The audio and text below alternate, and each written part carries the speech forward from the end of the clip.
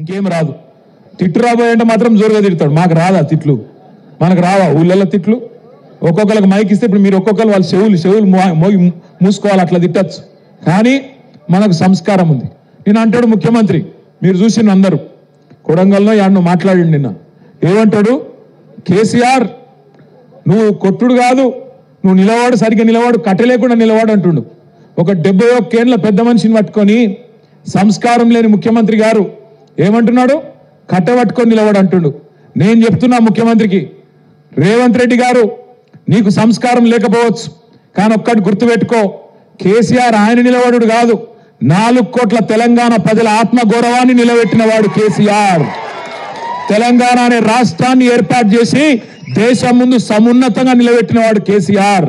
అందుకే మా చెల్లె రజని ఒక మాట అన్నది నిన్న, నాకు బాగా నచ్చింది. ఏమన్నా దొరికేనా, రేవంత్ కేసీఆర్ కట్ట లేకుండా నిలబడతాడు, కానీ నువ్వు కమిషన్ లేకుండా ప్రభుత్వాన్ని నడుపురా నాయన అని చెప్పింది. కమిషన్ తీసుకోకుండా ప్రభుత్వాన్ని నడుపు దమ్ముంటే ఆయన కట్ట లేకుండా కాదు మంచిగా నిలబడతాడు. ఆయన కొడితే ఎట్లుంటుందో నువ్వు కాదు, నీ పాత గురువు గారిని అడుగు, చెప్తాడు కొడితే ఎట్లుంటుందో. నీ ఇప్పుడు గురువుని అడుగు, నీ గురువుని అడుగు, రాహుల్ గాంధీ వాళ్ళ అమ్మని అడుగు, చెప్తుంది ఎట్లా ఢిల్లీ మెడలు వంచి తెలంగాణ తెచ్చిండో, కేసీఆర్ కొడితే ఎట్లుంటుందో ఆ దెబ్బ తిన్నోళ్ళని అడుగు, తెలుస్తుంది. ఆయన నాకు తెలియక అడుగుతా, ఈయనకు కేసీఆర్కి ఏమైనా పోలికున్నది అసలు?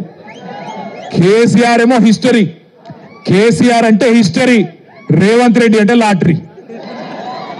టికెట్ కొనకుండా లాటరీ గెలిచిపోయాడు, టికెట్ కొనకుండా లాటరీ గెలిచినాడు రేవంత్ రెడ్డి.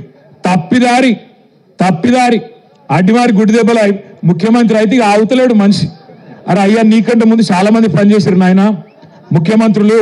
రేవంత్ ఒక్కటి గుర్తుపెట్టుకో, ఒకటి యాది పెట్టుకో, కేసీఆర్ పేరును నువ్వు కాదు కదా, కాంగ్రెస్ తాత జేజమ్మలు దిగొచ్చినా ఎవరు మర్పించలేరు. తెలంగాణ ఉన్నంత కాలం,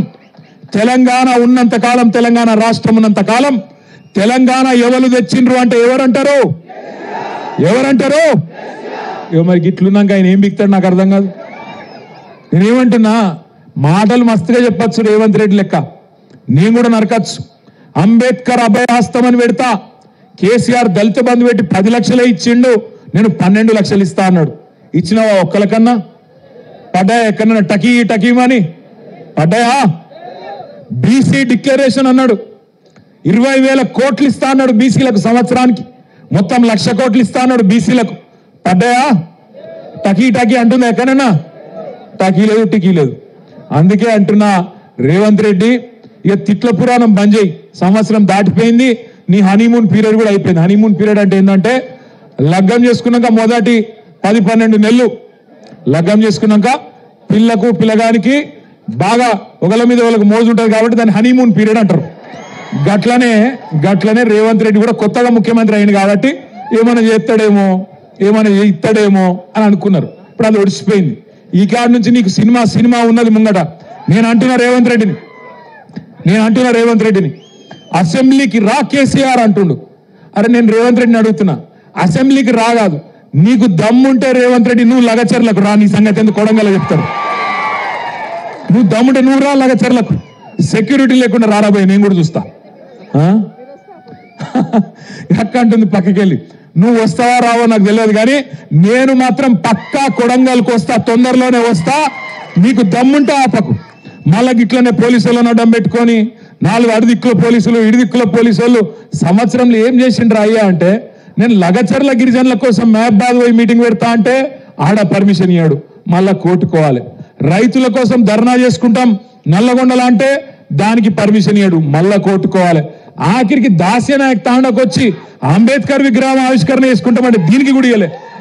ఆఖరికి నిన్న మా మహేష్ అన్న పోయి ఆ డిఎస్పీ గారిని అడిగి, అయ్యా డిఎస్పీ గారు నీకు ఏందా బాధ అంటే, వాళ్ళకు అనుమానం అట పోలీసులకు, ఏమని ఈడికెళ్ళి దాస్యనాయక్ తాండకెళ్ళి దగ్గరుంటది కొడంగల్, ఆయనతో దబ్బుకునే వీళ్ళందరూ అడ్డుపోతారేమో అని.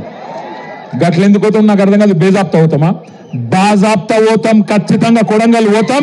నీ సంగతి ఏందో చూస్తాం. అంత భయపడి ఎందుకు పోతాం మనం?